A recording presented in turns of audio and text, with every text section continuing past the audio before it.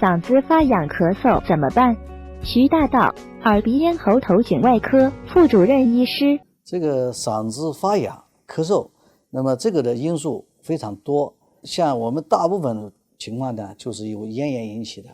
但是咽炎呢也分很多种，但是我们平常临床上比较多的就是因为咽部的这个炎症引起的刺激性的咳嗽。那么如果咳嗽的时候有粘液性的痰，有分泌物比较多，那么这个多半是一个慢性的这个炎症和感染所引起的。但是呢，有的病人呢虽然有咳嗽，但是一种刺激性的咳嗽，咳嗽的很厉害，但是又没有多少痰，那么嗓子发痒的，那么这些情况呢，一般我们多半都是一个过敏因素引起的。那么过敏因素引起的刺激性的咳嗽，那么这种咳嗽呢往往没有痰，而且咳嗽的很厉害，尤其是在夜间咳嗽的更明显，白天会好一些。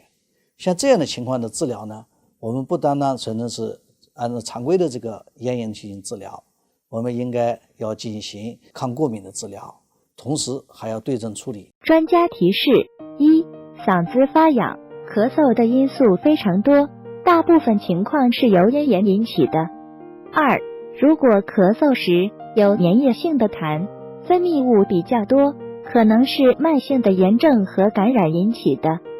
三、过敏因素引起的刺激性的咳嗽，应该要进行抗过敏的治疗，同时要对症处理。